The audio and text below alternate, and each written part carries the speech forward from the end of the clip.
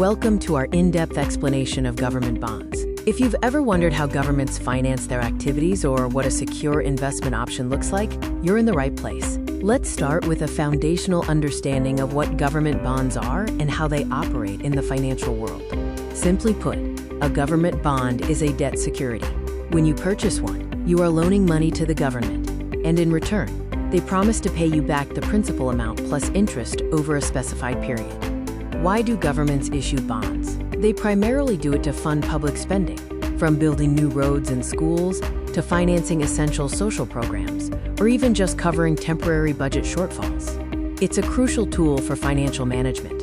It's important to distinguish bonds from stocks. Stocks represent equity or ownership in a company, while bonds represent debt.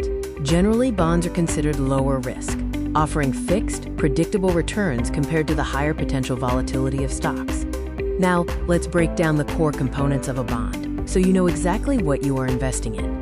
Every bond has a par value, which is the principal loan amount the government promises to repay at maturity. It also has a coupon rate, which is the fixed interest rate the government pays to the bondholder, typically semi-annually.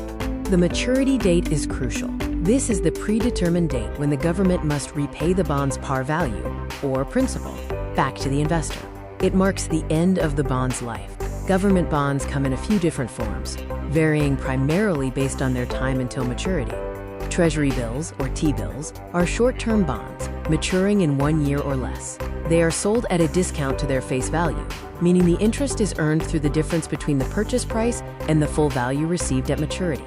Treasury notes and bonds cover intermediate and long-term maturities. Notes mature in 2 to 10 years, while bonds have the longest terms, often 20 or 30 years, and pay semi-annual interest payments.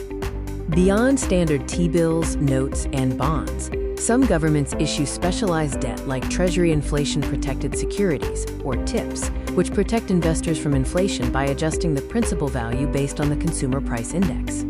While government bonds are generally considered safe, it's vital to understand the concepts of risk and yield. Default risk is the chance the issuer won't repay the loan. For sovereign bonds from stable nations, this risk is typically very low, making them a cornerstone of low-risk investment strategies. A primary risk for bondholders is interest rate risk. When general interest rates rise, the value of existing bonds with lower coupon rates typically falls, since newer bonds offer better returns, causing price fluctuation in the secondary market. Yield to maturity, or YTM, is the total return anticipated on a bond if it is held until the maturity date. It accounts for all interest payments and the repayment of the principal, offering a comprehensive look at the bond's profitability. So why are government bonds so popular among a wide range of investors? The main appeal is safety and capital preservation. Because the government is the issuer, the risk of default is minimal, making them the safest debt investments available, ideal for preserving capital. They are an excellent source of fixed income, providing predictable payments. Furthermore, bonds are essential for portfolio diversification, acting as a buffer to balance out the risk associated with stock holdings.